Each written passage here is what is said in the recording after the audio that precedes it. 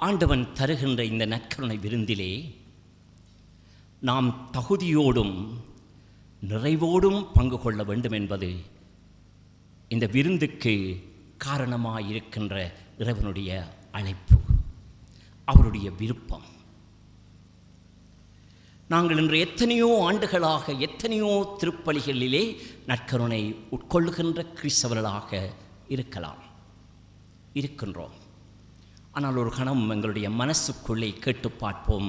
நான் ஒவ்வொரு தடவையும் சரி, ஒரு நாளிலே 2 திருப்பலிகளில் பங்கு கொண்டு 2 திருப்பலிகளில் தானும் நற்கருணை கொண்டால் உண்மையாகவே என்னுடைய தகுதியான நிலையை உணர்ந்துதான் நான் நற்கருணையை உட்கொண்டிருக்கிறேனா? நான் நற்கருணையை உட்கொண்டு வந்ததாலே என்னுடைய வாழ்விலே நான் நிறைவை கண்ட ஒருவனாக வாழ்ந்து கொண்டிருக்கிறேனா? ஆகவே தகுதியும் நிறைவும் இந்த நற்கருணை வழியாக எதிர்பார்க்கப்படுகின்ற வாழ்வுக்கான உண்மைகள் என்பர்களே. ஒரு முறை ஒரு கிராமத்திலே ஒரு பாடசாலையின் வெளிச்சுவரிலே கரும்பலை போன்ற ஒரு அடையாளம் உண்டு. அந்த கரும்பலையிலே அந்த வீதியாலே போன யாரோ பகுதிக்கோ எண்ணத்துக்கோ தெரியாது ஒரு கேள்வியை எழுதிவிட்டார். வாழ்க்கை என்பது என்ன? கேள்விக்குறி போட்டு விட்டார். அவர் என்ன யோசனையோடு அந்த கேள்வி எழுதினாரோ தெரியவில்லை. சற்று நேரம் பார்த்தால் அந்த வீதியாலே ஒரு வயது முதிர்ந்தவர், கொஞ்சம் அனுபவம் உள்ளவர் வருகிறார். அவர் அந்த கரும்பலை சிவரை பார்த்து அந்த கேள்வியை வாசித்து பார்க்கிறார். வாழ்க்கை என்பது என்ன? ஏதோ ஒரு பதிலாவது சொல்லுவோம் என்று நினைத்துக்கொண்டு அவர் ஒரு பதில் சொல்லுகிறார். வாழ்க்கை என்பது துன்பமும் துயரமும் நிறைந்ததாக, அதை சுமக்க முடியாத ஒரு நாடக பயணமாக போவதுதான் வாழ்வு என்று சொல்லுகிறார். காரணம் என்னவென்றால் அவர் வாழ்விலே பல துன்பங்களை, துயரங்களை, நோவுகளை, வேதனைகளை சுமந்து வருகின்ற ஒருவர். சற்று நேரத்தாலே அதிலே ஒரு பெண் வந்தாவாம், ஒரு தாய் வந்தாவாம்.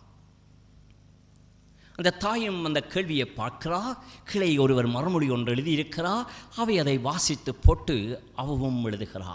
வாழ்க்கை என்பது துன்பமும் துயரமும் கண்ணீரும் கவலையும் வேதனையும் மகிழ்ச்சியும் மாறி மாறி வருகின்ற ஒரு நிலைப்பாடுதான் வாழ்வு என்று எழுதுகின்றார். சற்று நேரம் கழித்து அதாலே ஒரு இளைஞன் வந்தாராம். அந்த இளைஞனும் அதை பார்த்துவிட்டேன்னு ஒரு நாளும் இல்லாத விதமாக இன்றைக்கு இந்த சிவற்கரும்பலையிலே பலர் எழுதி கொண்டிருக்கிறார்களே, ஒரு கேள்விக்கு மறுமொழி எழுதி கொண்டிருக்கிறார்களே, நானும் எழுதினால் என்ன? அவர் எழுதுகிறார், வாழ்க்கை என்பது ஒரு இயந்திர ஓட்டம் போல நிற்கவும் நேரமில்லாமல் இருக்கவும் நேரமில்லாமல் இயந்திரமாக ஓடித்திரிகின்ற ஒரு வாழ்வுதான் வாழ்க்கை என்று எழுதி வைத்தாராம். இறுதியாக ஒரு பாடசாலை மாணவன் வருகிறார். அவருக்கு ஒரு ஆசை, பாடங்களிலே மறுமொழி எழுதி பழகின பழக்கத்திலே தானும் ஒன்றை எழுதி விடுவோம் என்று எழுதுகிறார். வாழ்க்கை என்பது என்னுடைய கல்வித்தரத்தை சோதித்து பார்ப்பதற்காக ஆண்டவன் வைக்கின்ற சோதனை தான் வாழ்க்கை என்று சொல்லி முடிக்கிறார். அவை ஒவ்வொருவரும் தங்களுடைய வாழ்வின் அனுபவத்துக்கூடாக இருந்து வாழ்வென்றால் என்னென்று எழுதுகிறார்கள் என்றால் அந்த எழுத்தினுடைய சாரத்தை பாருங்கள். அவர் எழுதின அத்தனை பதில்களுக்குள்ளும் தேங்கி கிடப்பது துன்பமும் துயரமும் நோவும் வேதனையும் கண்ணீருமாகத்தான் இருக்கிறது. காரணம் என்ன? இன்று வாழுகின்ற மனிதன் தன்னுடைய வாழ்விலே இருக்கின்ற சுகமான தன்மைகளை, வாழ்வின் மகிழ்ச்சியை, வாழ்வின் நிறைவை, உள்ளதே போதுமென்ற பொன் செய்யும் மனமென்ற வாழ்வு, இப்படியான நேர்மைத்தனமான நேர்மை பார்வையுள்ள மனித வாழ்வை வாழ பார்க்காமல் எதற்கும் துன்பம் துயரம் நோவு வேதனை என்று பல்லவி போட்டுக்கொண்டுகின்ற தனமாகத்தான் இன்று மனிதர்கள் வாழ்ந்து கொண்டிருக்கிறார்கள், வாழ பார்க்கிறார்கள். வாழ்வு என்பது மகிழ்ச்சியாக வாழ வேண்டியது, நிறைவாக வாழ வேண்டியது, தகுதியாக வாழ வேண்டியது, தனக்கும் மற்றவர்களுக்கும் தன்னோடு உள்ளவர்களுக்கும் பயனுள்ள விதத்திலே வாழ வேண்டியது. இதுதான் வாழ்வு. அதை விடுத்து ஏதோ வாழ்வென்பது ஒரு சுமை, வாழ்வென்பது துன்பம், வாழ்வென்பது கண்ணீர், வாழ்வென்பது வேதனை, வாழ்வென்பது இழப்பு என்றெல்லாம் பட்டியல் போட்டுக்கொண்டிருப்பதாலே எப்போது நாம் நம்முடைய வாழ்வை சுவைக்கப் போகிறோம்? எப்போது நாம் இந்த உலகத்திலே வாழுகிற வாழ்வுக்கு அர்த்தம் கொடுக்க போகிறோம்? எப்போது நாம் வாழ்கின்ற வாழ்வுக்கு நம்மில் தங்கியிருப்பவர்களுக்கெல்லாம் மறுவாழ்வு கொடுக்க போகிறோம்? இது முடியாது நண்பர்களே, இது முடியாது. அழுவாரோடு அழுங்கள், மகிழ்வாரோடு மகிழுங்கள் என்று அழுபவர்கள் அழுவர்களோடு அழுவதும் மகிழ்வர்கள் மகிழ்வதோடு வாழ்வதும் தான் வாழ்வாக முடியப் போகின்றதா? இல்லை நண்பர்களே, நாங்கள் எல்லோரும் நிறைவோடு வாழ வேண்டும், தகுதியுள்ளவர்களாக வாழ வேண்டும். ஆண்டவன் கொடுத்த வாழ்வு என்ற கொடையை நிறைவோடு வாழ வேண்டும் என்பதற்காகத்தான் இறைவன் இந்த திருவிருந்தென்ற அருமையான வாழ்க்கை முறையை எங்களுக்கு கொடுத்திருக்கிறார் நண்பர்களே. விருந்து என்பது என்ன? இன்றைக்கு நாங்கள் நற்செய்தியிலே வாசித்தோம். தலைவன் ஒருவன் விருந்து கொண்டாட முயற்சித்தான். விருந்து என்பது உங்களுக்கு நன்றாக தெரியும் என்ன என்பது. நாங்கள் கொண்டாடுகிற விருந்து என்ன? அறுசுவைகளோடு எவ்வளவு பணங்களை கொட்டி தரமான உணவு வகைகளை செய்து வருபவர்கள் எல்லாம் வியப்படையக்கூடிய விதமாக கொடுக்கின்றது தான் மனித நிலையிலே நாம் பார்க்கின்ற விருந்து. காசு இல்லாவிட்டாலும் பரவாயில்லை, கடன்பட்டாவது வருபவர்களுக்கு உபசரணை செய்வோம், நல்ல தரமான சுவையான உணவுகளை கொடுத்து அவர்களை ரசிக்க வைப்போம், அதனால் அவர்கள் எங்களுக்கு பாராட்டு தெரிவிக்கிறார்கள், பாராட்டுக்களை பெற்றுக்கொள்வோம் என்ற ஒரு கண்ணோட்டத்தோடு நாங்கள் விருந்து வைக்கலாம். ஆனால் ஆண்டவன் இயேசுனுடைய விருந்து என்ன? இந்த நாவையும் இந்த உடலையும் இந்த உலகத்தையும் சார்ந்த சுவை அல்ல, மாறாக நிறைவான வாழ்வுக்கு, நிலையான வாழ்வுக்கு எங்களை அழைத்துச் செல்வதற்கான ஒன்றுதான் நண்பர்களே நற்கருணை விருந்து. அதுதான் சுவையான விருந்து. இந்த நற்கருணை விருந்தை நாங்கள் தகுதியோடு உட்கொள்ள வேண்டும் என்று இறைவாக்கு சொல்லுகிறது. இதுவரை கால வாழ்விலே நான் இந்த நற்கருணையை எவ்வாறு உட்கொண்டு வந்திருக்கிறேன் நண்பர்களே? கொரிந்திய நிருபத்திலே 6ஆம் அதிகாரத்திலே திருத்தூதர் பவுல் அழகாக சொல்லுகிறார், அவன் ஒருவன் ஆண்டவனுடைய திருடலையும் இரத்தத்தையும் தகுதியின்றி உட்கொண்டு வருகின்றானோ அவன் தனக்கே தீங்கி விளைவித்துக் கொள்ளுகிறான், தனக்கே தீங்கி விளைவித்துக் கொள்ளுகிறான். ஆனால் இயேசு இந்த உணவை உருவாக்கும் போது என்ன சொல்லுகிறார்? என் உடலை உண்டு என் இரத்தத்தை குடிப்பவன் என்னில் நிலைத்திருக்கிறான், நான் அவனில் நிலைத்திருக்கிறேன், அவன் வாழ்வு பெறுகிறான். அவை நற்கருணை விருந்தென்பது வாழ்வளிக்கும் விருந்தன்பர்களே.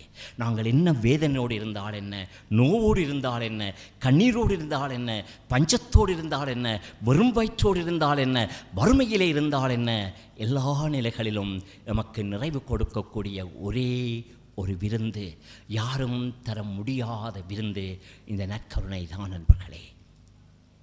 இதை குறித்துத்தான் முன்னிய திருத்தந்தை 16ஆம் பெனடிக்ட் சொல்லுவார், திருச்சபையிலே நற்கருணை இல்லை என்று சொன்னால் இந்த திருச்சபை வெறும் சுருவங்களையும் படங்களையும் எல்லா சிலைகளையும் கொண்ட ஒரு கண்காட்சி கூடமாகத்தான் விளங்கும் என்று சொல்லுகிறார். நற்கருணை ஒன்றுதான் நண்பர்களே எங்களுடைய கிறிஸ்தவ வாழ்வுக்கு மையம்.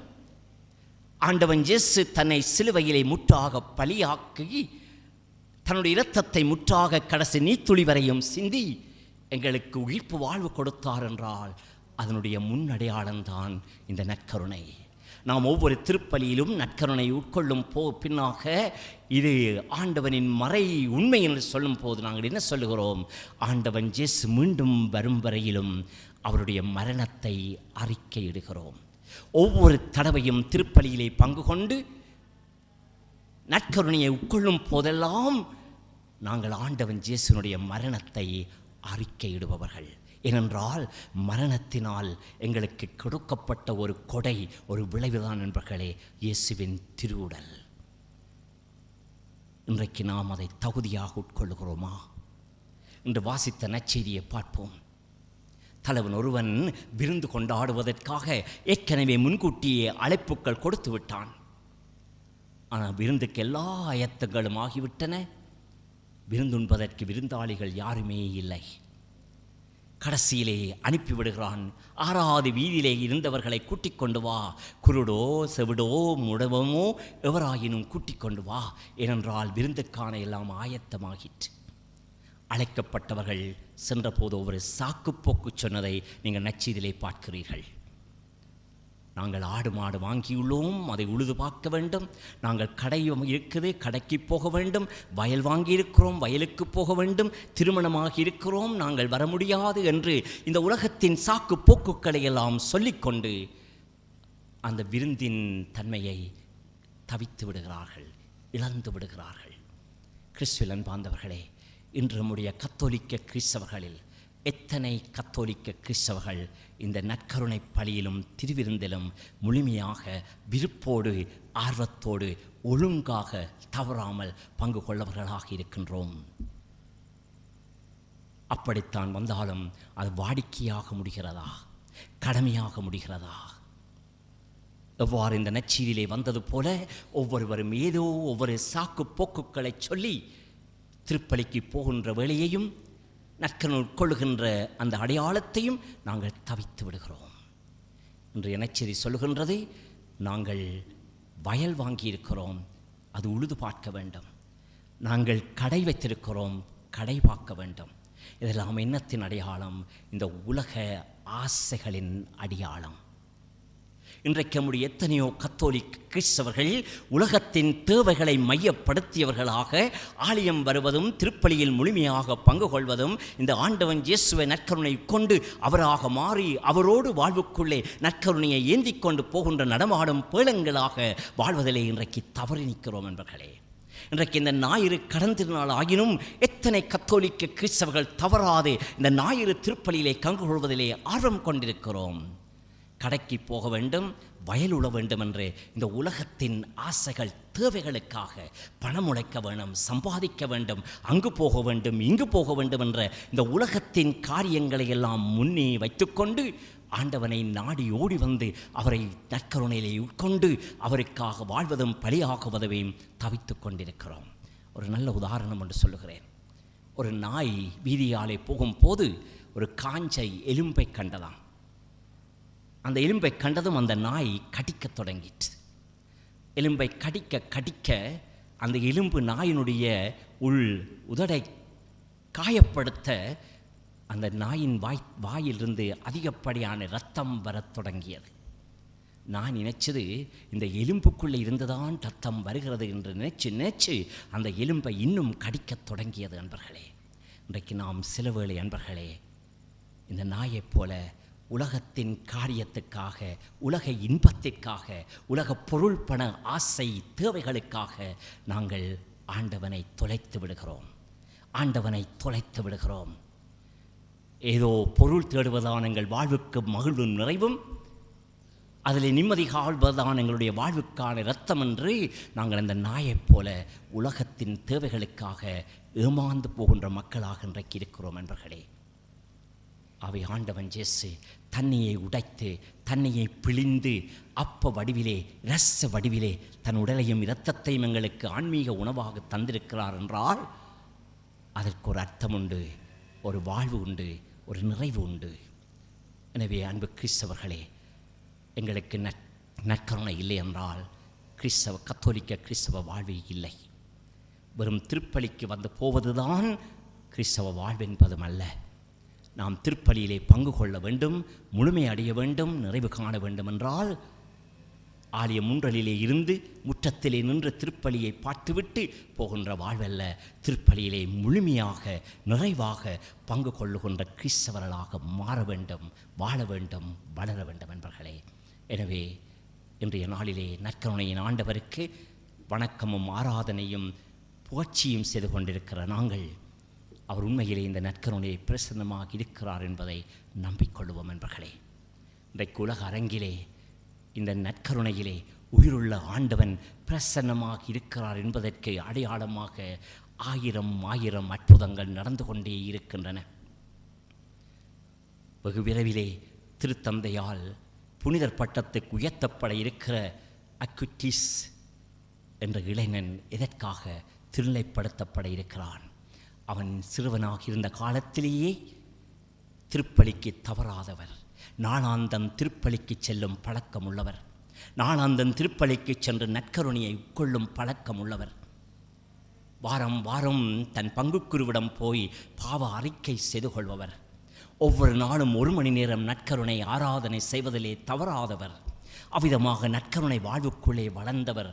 ஒரு இளைஞனாக வரும்போது நான் இந்த நற்கருணையின் அற்புதங்களை எல்லாம் உலகெங்கும் அறிய வைக்க வேண்டும், உலகத்தில் வாழுகின்ற எல்லா மக்களையும் இந்த நற்கருணையின் பால் ஈர்க்க வேண்டும், இந்த நற்கருணையிலே அவர்களுக்குள்ள ஆர்வத்தை நிறைவை உருவாக்க வேண்டும் என்ற தாகத்தோடு கம்ப்யூட்டரிலே நற்கருணையின் அற்புதங்களை எல்லாம் தேடி எடுத்து வந்து அதுக்குள்ளே புகுத்து உலகத்திற்கு அறிய வைக்கின்றார். ஒரு காலத்திலே அவர் சுற்றுலா போகும்போது பெற்றோரோடு பார்க்கக்கூடிய இடங்கள், காட்சி பார்க்கின்ற இடங்களுக்குத்தான் செல்வாராம். இந்த நற்கருணையின் அற்புதங்களை அறிந்த பின்னாக எங்கெங்கெல்லாம் நற்கருணையின் அற்புதங்கள் நடந்ததோ அங்குதான் நாம் தன் பெற்றோரை கூட்டிக் கொண்டு போய் அதனுடைய வரலாறுகளை எல்லாம் எடுத்து அதை புத்தகமாக்கி எழுத்தாக்கி உலகத்துக்கு அனுப்பி வந்தவர். இன்றைக்கு அவரை திருகவை இளைஞர்களுக்கு ஒரு முன்மாதிரியாக புனிதர் பட்டம் கொடுக்க காத்து நிற்கின்றது. இந்த திருத்தந்தை இறந்திருக்கவில்லை என்றால் அவருக்கு புனிதர் பட்டம் ஏற்கனவே நடந்திருக்கும். அன்பர்களே, இப்போது கொஞ்சம் பின்போட்டிருக்கிறார்கள். பாருங்கள் அன்பர்களே, நாங்கள் அன்றாடம் நற்கருணை கொள்ளுகிறோமே, சில பேர் நற்கருணைக்கு சில வேளையிலே திருமணி ஆராதனைகள் செய்கின்றோமே, எவ்வளவுக்கு நற்கருணைக்குள்ளே வாழுகிறோம். நற்கருடைய தியாகம், நற்கருடைய அன்பு, நற்கருடைய வாழ்வு, நிறைவு, இவைகளெல்லாம் எங்களுடைய வாழ்வுக்குள்ளே ஆழ புகுந்து கிடக்க வேண்டும் என்பர்களே. என்னுடைய வாழ்வு நற்கருணையின் வாழ்வாக மலர வேண்டும், நற்கருணையின் வாழ்வாக மலர வேண்டும். இயேசு தன்னுடைய இரத்தத்தை பிழிந்து தன்னுடைய உடலை உடைத்து கொடுத்தது போல நானும் என்னுடைய வாழ்வை மற்றவர்களுக்கு பகிர்கின்ற ஒரு கிறிஸ்தவனாக வாழ வேண்டும். இன்றைக்கு என்னுடைய சமுதாயத்தில் எத்தனை மனிதர்கள் துன்பத்திலே, துயரத்திலே, கண்ணீரிலே, வேதனையிலே, வறுமையிலே, பசியிலே, பட்டினியிலே, துஷ்பிரயோக வாழ்விலே, பிழையான வாழ்க்கை முறையிலே வாழ்ந்து கொண்டிருக்கிறார்களே. உங்களுடைய இடத்துக்குள்ளே, உங்கள் வீட்டுக்குள்ளே, உங்கள் அருகிலே வாழ்ந்து கொண்டிருக்கிறார்களே. அவர்களுக்கெல்லாம் எங்களை உடைத்து கொடுக்க வேண்டும் என்பர்களே. அவர்களெல்லாம் கிறிஸ்துவின் வாழ்வுக்குள்ளே நாம் அவர்களை கொண்டு வர வேண்டும். இதுதான் நற்கருணையின் வாழ்வு. நற்கருணை பெற்றுவிட்டதோடு நற்கருணை வாழ்வு முடிவடைவதில்லை. எனவே அன்பு கிறிஸ்தவர்களே, ரீட்டம்மாளுடைய திருவிழாவை மையமாக வைத்து ஆண்டவன் எங்களை இந்த 3 கூட்டி தன்னுடைய பிரசன்னத்தால் எங்களை நிரப்புகிறார். எங்கள் ஒவ்வொருடைய உள்ளத்திலும் நற்கருணை வடிவாக ஏற்கனவே பிரசன்னமாக இருக்கிறார். தொடர்ந்து எங்களோடு எங்கள் இல்லங்களுக்கும் சமூகத்துக்கும் பயணம் செய்ய இருக்கிறார். அவரை நாங்கள் எடுத்துச் செல்வோம். அவர் ஒரு நாளும் நம்முடைய உள்ள கோயிலுக்குள் இருந்து, எங்களுடைய உள்ள நற்கருணை பேழையிலிருந்து அவரை வெளியேற விடாத அளவிற்கு அவருக்குள்ளே நாம் அர்ச்சனையாகி, அவருக்குள்ளே சங்கமமாகி நற்கருணை ஆண்டவருக்குள்ளே வாழுவோம் என்பர்களே. நான் நற்கருணை கொண்ட ஒவ்வொரு பின்னும் அமைதியாக போயிருந்து என்னுடைய நெஞ்சத்தை உற்று நோக்கி என் நெஞ்சிலே கை வைத்து சொல்லுவேன், நற்கருணையின் ஆண்டவரே, உன்னை நான் ஆராதிக்கிறேன். நற்கருணை பேழையில் மட்டுமல்ல, நீர் இப்போது என்னுடைய உள்ளத்திலும் குடிகொண்டிருக்கிறீர், உன்னை நான் ஆராதிக்கிறேன் என்று நித்திய ஸ்துதிக்குரிய அந்த பாடலை நான் மௌனமாக பாடுவேன். இதுதான் என்னுடைய பழக்கம் என்பர்களே. நற்கருணை ஆண்டவரோடு நீங்கள் ஒன்றித்து வாழ்ந்து பாருங்கள். நற்கருணை ஆண்டவரை உங்களோடே எடுத்து சென்று வாருங்கள். உங்களுடைய குடும்பத்துக்குள்ளே நற்கருணை ஆண்டவனை கொண்டு போய் வாழ விடுங்கள். உங்கள் குடும்பத்தில் உள்ளவர்களுக்கு நற்கருணை ஆண்டவரை கொடுங்கள். நீங்கள் ஆண்டவருக்குரிய அற்புதமான குடும்பமாக வாழ்வீர்கள் என்பர்களே. அதைவிட திருச்சபை நமக்கு கொடுக்கக்கூடிய ஒரு அரும்பெருங்கொடை எதுவுமே இல்லை. எனவே இந்த மாலைக்காக நன்றி சொல்லி நற்கருணை பிரசன்னத்தில் எங்களை மீண்டும் அர்ச்சனையாக்கி அவரிடம் எங்களுடைய உள்ளங்களை திறந்து ஜெப வழியாக செபிப்போமாக. ஆமென்.